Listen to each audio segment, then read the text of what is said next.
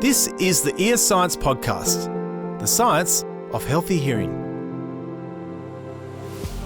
Hello and welcome to the Ear Science Podcast, the science of healthy hearing, proudly presented by Ear Science Institute Australia, a medical research institute. In this podcast, we bring you into our world, the world of ear and hearing science. Today we talk to Dr Rob Eikelboom about ear and hearing health. Dr Eikelboom is Research Manager at Ear Science, Deputy Director of WHO Collaborating Centre on Ear and Hearing Care at Ear Science, Adjunct Professor at UWA, Curtin and University of Pretoria. I'm Dan Vandermeer, Digital Content Specialist and podcast host and passionate about raising awareness for the impact of hearing loss. I'm Lisa Kutsia, Qualified Audiologist and Chief Operating Officer at Ear Science Institute Australia. Welcome to the podcast, Rob. I love this picture you've brought in. We will share it on the show notes. It so clearly highlights how our hearing is related to our overall health. The impact really goes beyond our years, doesn't it? Certainly, Dan. What I've learned in this 20 and more years in ear and hearing health is that hearing is associated with so many other parts of our health. And that diagram clearly shows the wide range of bits of our health that are associated with hearing. Yeah. Rob, this picture, as well as the research at Ear Science, we are understanding more and more about how our hearing affects other aspects of our physical and mental well-being. Can you tell us some examples and the sort of things that you are uncovering? Yes, certainly. I'd like to give diabetes as an example. This is something that we revealed in our research, is that people younger than the age of 60 years of age, even if they've got pre-diabetes, they will be at high risk of hearing loss than those without pre-diabetes. So, Rob, it really be important for people that get diagnosed with diabetes to actually incorporate a hearing test as part of sort of the things you implement in your life or the actions that you take after that diagnosis. Yeah, what it's really showing to me, and I'm not a medical doctor, but is that if someone has diabetes or a heart problem or balance problems, then when they speak to the GP, particularly if they're over the age of about 60, that they should also raise the matter of their hearing health. Yeah, right. Rob, can you just sort of briefly explain that link between diabetes and hearing loss and maybe the causes of that link? That's a very good question. It's something that hasn't really properly been shown, but what has been shown is that diabetes and, of course, cardiovascular problems are systemic throughout the whole body.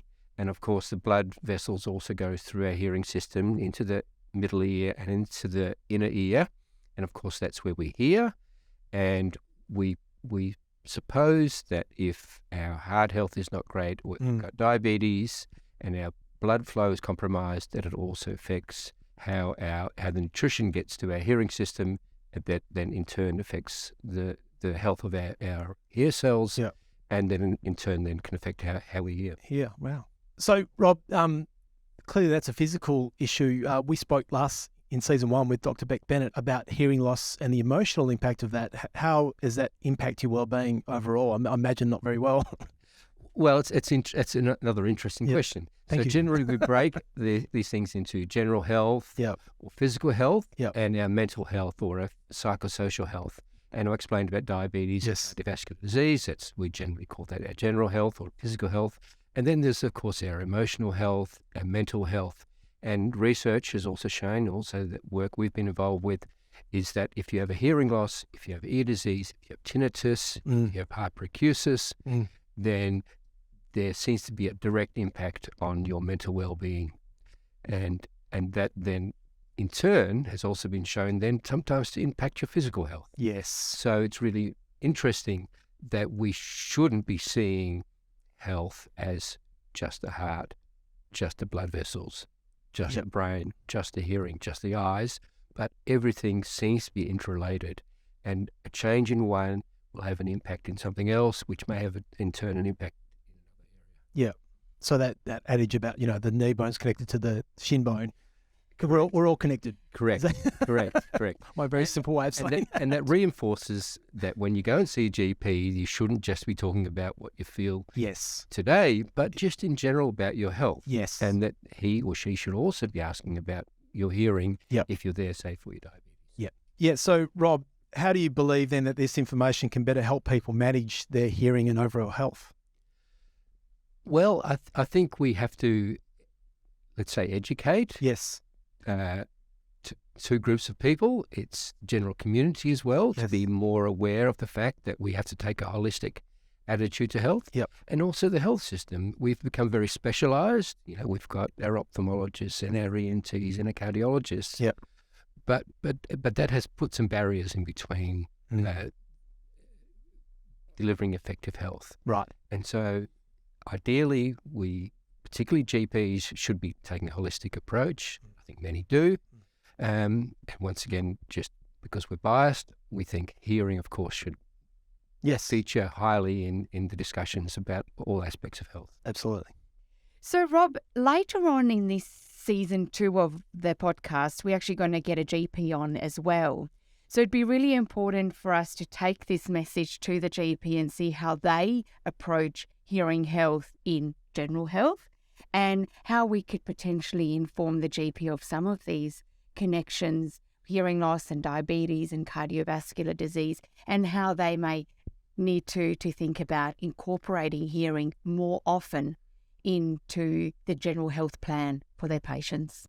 Yes, I agree. And I think scientists also have a role there, that often they're busy analysing data and they're writing very technical papers, but I think it's also important for scientists to write for the lay press and to write for the medical magazines and to break that jargon down to more general language that can be digested the layperson, by the lay people, Yep. and also the general clinical community, so that we use language that can be used by everybody. Yep. So it comes back to that point of raising awareness. We know that it takes people on average 7 to 10 years to do anything about their hearing. And I wonder how many of those people didn't actually even know they had a hearing loss and know it was linked to their cardiovascular disease or diabetes. And things. So raising that awareness hopefully gets somebody into the hearing clinic quicker so that they could actually get the help they need. Correct. And it could be the other way around as well, that if we in the audiology area see someone with a hearing problem, we at times should also be asking about the mental health and Zach spoke about. And we could even inquire about how the rest of their physical health is going. Not that we're going to help them fix this, but then we can then nudge them, encourage them to seek help from the GP, etc., for their other aspects of health. Yep. As an audiologist, that's really valuable. So thank you, Rob, and I'll take that to the audiologist as well and really highlight the role that we play in getting people to the care that they need as well. I guess too, as a layperson who's not a professional, as a patient, to hear anyone with some kind of background in health, if they say something like, have you thought about your mental health in a consult, that's really valuable as a patient because you trust their opinion on something. They're obviously more learned than me. So, I think that's a really valuable thing to take back and make that part of the consultative process, to check in on someone, not just for the hearing, but other aspects that are linked to hearing loss. So fantastic. Rob, you mentioned the importance of the scientists. What is research currently doing to understand the prevalence of hearing loss, the connection between hearing loss and these other conditions? How do we know the correlations or connections that there already are? Well, this field of research is called epidemiology, and it's really an understanding of the health of the population. And to do that, you have to really go out and measure the health, many aspects of the health, in a large group of people. And we've been very fortunate to be involved with 2 major research studies, and they are both in Western Australia. Right. One is called the RAIN study, and that has been going for almost over 30 years now. And it it focused on children before they were born, and it has now followed them for over 30 years and measuring them at various intervals. And so we've learned a lot about childhood diseases and as they've gone into adulthood. The other important study is called the Busselton Healthy Aging Study. This has been going since the 1960s. And this is connected to the wine industry when Dr. Cullen, when he planted his first vines in the 1960s, he said, this population, Busselton, is fantastic. I'm going to go and survey them. And he got a lot of community involvement and he studied aspects of the health. He focused on cardiovascular disease. And since then, there have been various small studies in Busselton and the community is really well engaged. And in 2010, there was a new version of it and we focused on baby boomers. Baby boomers are those born after the war. And it's a sudden spike in the population. And so people generally born between 1945 and 1965. And they're now getting to an age where they're starting to feel the effects of age. They're starting to have some health problems. Yep. And so in 2010, we recruited 5,000 baby boomers in Busselton, and we subjected them to a 4-hour physical examination of their eyes, their ears, their hearts, their lungs, their mental health, etc. And we finished that after about 5 years. It took about 5 years to do. They also filled out a large survey. And then in 2016, we got them all in again. And that's really powerful because not only then do you know how often something occurs, let's say a hearing loss, but you can also see what's happened 5 or 6 or 7 years later. Right. Have things changed? Yep. And not only can you see whether things have changed, you can also say, well, X has changed. Has Y also changed? Has the hearing changed? Yes. Has the diabetes changed? Has the heart health changed? Yep. And so then you can start to tease out what's a chicken, what's the egg, what causes one, what causes the other. Right. Well, it sounds like that BBC documentary 7 Up, where they took kids from each 7 years increments and interviewed and how they're going in life. And I think the most recent one was 63 Up. So this study's been able to follow the same people over time. It must be so valuable to be able to follow individuals and see how their health is working. It's fantastic. It's really, really valuable. There are not so many of these studies around in the world, and so we're really quite privileged to be able to be a part of this, and really tease out why bits of our body, bits of our health change, and look at those associations and the cause and effect. Yeah, and good old Dr. Cullen, pre-internet. In the 60s doing research like that. It's amazing. Yeah. Yes. And Rob, it's amazing that's happening right here in WA, especially in Busselton, a beautiful little town in the southwest. What have we learnt from the study regarding the prevalence and impact of hearing loss? Well, we have shown, fairly similar to other studies in the United States and in the UK and earlier ones in Australia, but we've shown that the hearing loss the prevalence of hearing loss increases sharply from about age 50 for men and about age 55 for women. Okay. And that the rate of change in females is different than in males. Males, we think, have a greater hearing loss and an earlier hearing loss because they've been exposed to noise in the workplace. Loud music. In my house, anyway. Yes. And because we've now been able to follow them up over time, we've shown that over a period of 5 years, there's an extra 5% of people who've got a hearing loss that needs attention. Wow. And the data, when we project that, will show that by the age of about 75, between 60, 70, perhaps even 80% of people will have a hearing loss. Jeez. So it's more likely that you have hearing loss than not. Yeah. The other things we've shown is that about a quarter of the people have got tinnitus, which is, we call that ringing in the ear, and our other research has shown that there's quite an impact on their mental well-being. There's another condition called hyperacusis, when you become very sensitive to sound, that also the prevalence is also quite high and also related to their mental health. Right. Another bit that we've looked at is balance. Now, because the way we sense balance is that's located very close to where we sense our hearing, Right. in our inner ear. Yep. And so often if there's a hearing problem, there is also a balance problem. Now, balance is a real issue for older people because they often result in fall, and falls often in the elderly result in hospitalisation and unfortunately often linked to an earlier death as well. And so it's really important that we understand a lot more about dizziness and imbalance. Yep. And we're about to submit a publication that teases that data out a bit more. Okay. And it looks like about 25% of the people in that age group also have a dizziness problem or an imbalance problem. Yep. So it can lead to stuff like vertigo and basically, Correct. Yes. Yep. Rob, it's amazing data. It's so amazing, and it's so amazing that the Busselton Health Study has been able to give us this information.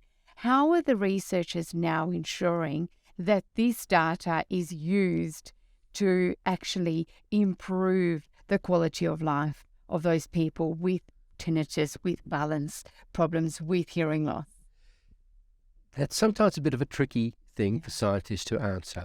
But if I could explain it this way, is if we understand the prevalence of hearing loss, we know about the magnitude of the problem. If we don't know that a quarter of the people or 50% of the people have got a problem, then we don't know. No. And so this data and the data of other studies in other countries all feeds into work that the World Health Organization is doing. A couple of years ago, they published the World Report on Hearing, and they showed that 466 million people around the world have got a disabling hearing loss. So all these studies all feed into that. Yeah. And so then we know the magnitude of the problem. And then there's all these studies that look at the association, for instance, hearing loss and mental well-being. And that, once again, that appears in the report, the World Hearing Report, that this is an issue. That then inspires researchers to think, okay, now why are they connected? Yeah. Why? That it requires different work.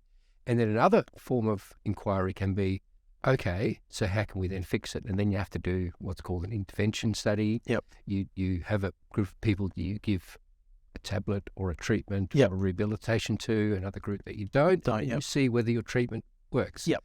That, of course, is a step away from epidemiology work, prevalence. But that's when you can really change the lives of people beyond just knowing so many people have got a hearing loss, for instance.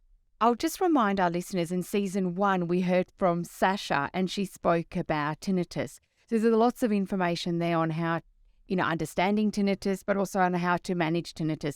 So it'd be quite good, the prevalence is really high. So there might be some listeners out there that want to listen to that episode.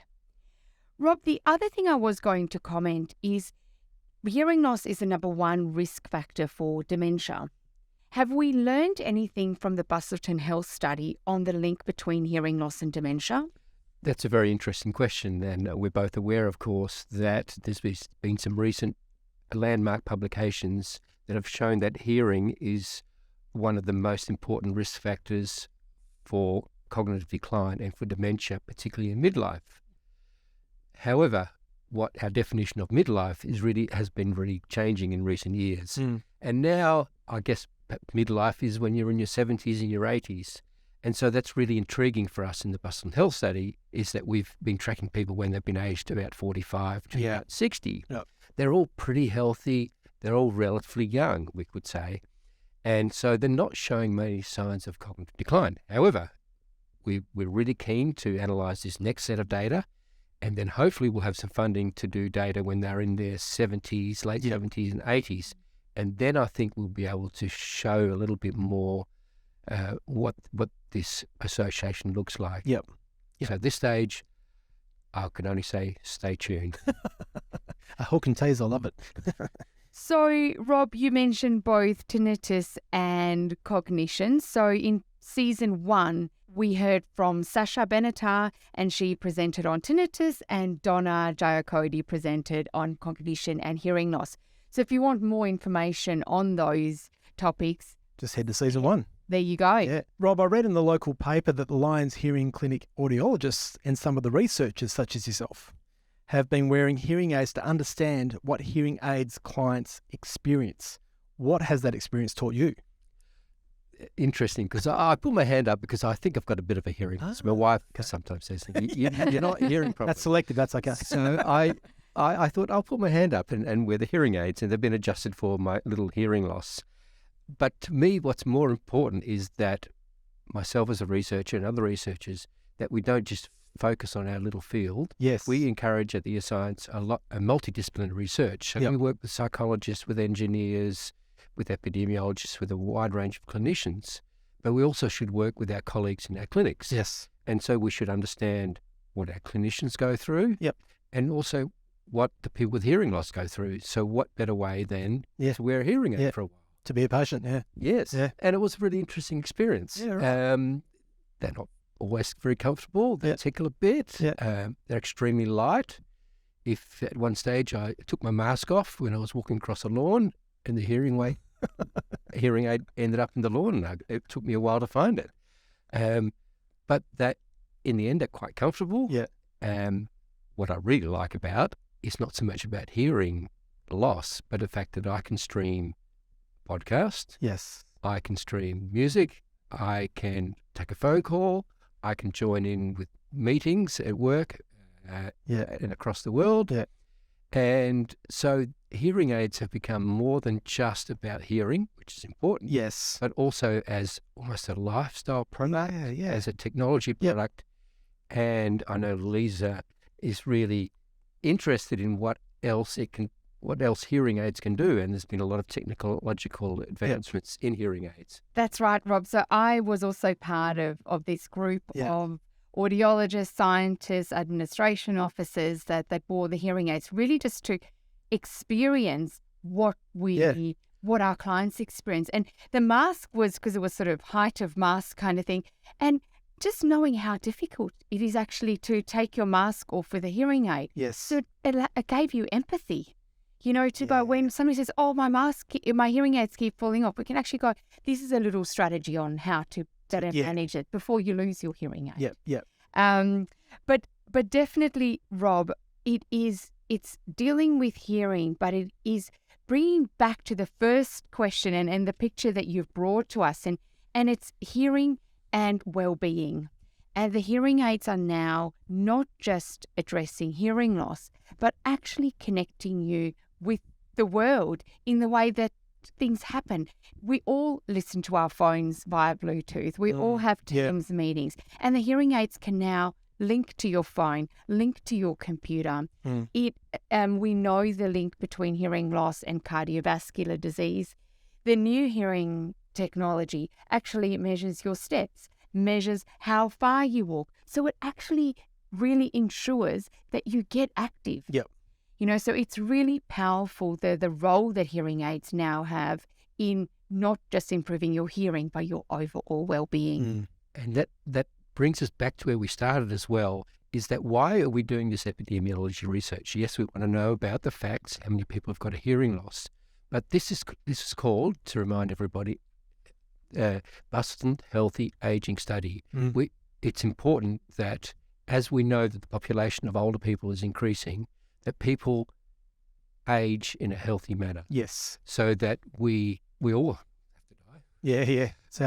I can put it a bit bluntly. Yeah. But it's great for everybody that we live healthy for as long as possible. Yes. And that our period of illness is as short as possible. Yeah. It sounds a bit brutal, but no, but that helps us personally. It helps our family. It helps society. It helps hospitals. Yep.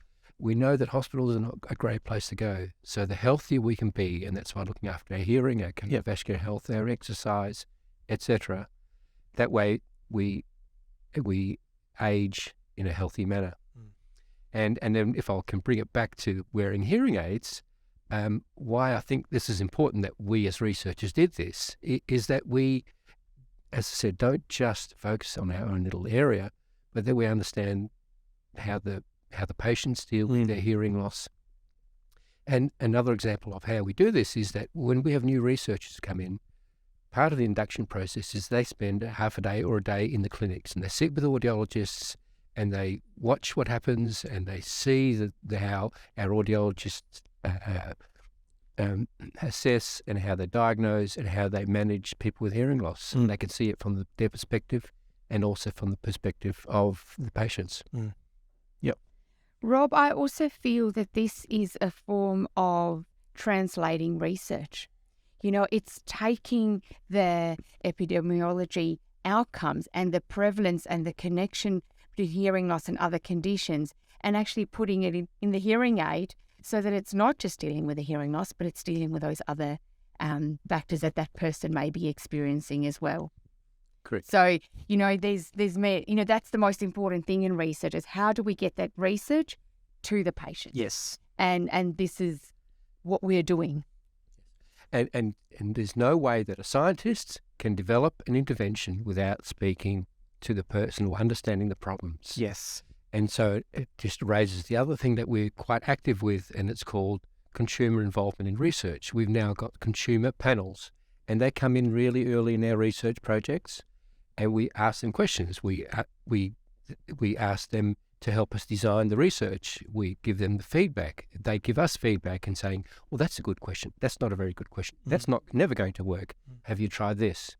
So it's an emerging area of in research. As I said, that consumers have a greater role in running and designing a research project. And informing the research. Actually, is this a problem for you? Correct. No, it's not. Well, then that's not the research that we do. It really is what is needed by people with hearing loss and how can we help them? There are plenty of examples of really smart ideas from engineers and scientists, and then they put it to the market and it bombs because they never asked the market. Yeah, that's right. Does it interest you? Is it going to help? Yep. Well, Rob, this has been awesome. For anyone who's been listening to this today and wants to get more information, some advice to discuss their hearing, what should they do? Well, it's probably a very easy answer. The internet is a great resource. I think we used to say that you shouldn't always trust the information. Dr. Google, and it's true. You should always read it with caution. I think trust your audiologists, you trust your GPs, you trust your specialists. But there is a lot of information out there that's publicly available on epidemiology research. As I said, a lot of the researchers now have blogs, and there's good information you can read. And the World Health Organization also has a lot of great information. And of course, our website at EarScience has also got a lot of short articles that focus on, say, tinnitus, on balance, on cochlear implants, on cognition. So that's worthwhile looking there as well. I'll do. And if I can sort of add to that as well, Rob, don't delay doing something about your hearing and make hearing health part of your overall health. We get our teeth checked, we get our eyes checked. Make sure you get your ears checked. Just make sure it forms part of that general health. Absolutely. Well, Rob, thank you. We'll put all this information and everything we've talked about today in a link in our show notes. Thank you so much for coming on today. Thanks, Dan, and thanks, Lisa. Thank you, Rob. Next up in Series 2 is Hearing Loss 101 with audiologist Jordan Bishop. We acknowledge the traditional custodians of the land that we are recording this podcast on, the Whadjuk people of the Noongar Nation, and the land on which you're listening from. We pay respects to Aboriginal elders past, present and emerging. If you've enjoyed this episode, let us know by rating and reviewing this podcast or sharing it with a friend or family member. Make sure you're subscribed so you won't miss an episode. To view this episode as a video with captions, visit the EarScience YouTube channel or our website www.earscience.org.au/podcast. You can also visit our website to suggest a topic for a future episode, for links to more information and all the research papers on this topic that we have discussed today. This podcast provides information of a general nature and does not constitute medical advice. The producer of the EarScience podcast, The Science of Healthy Hearing, is Emma Ireland, with sound engineering and editing by myself, Dan Vandermeer.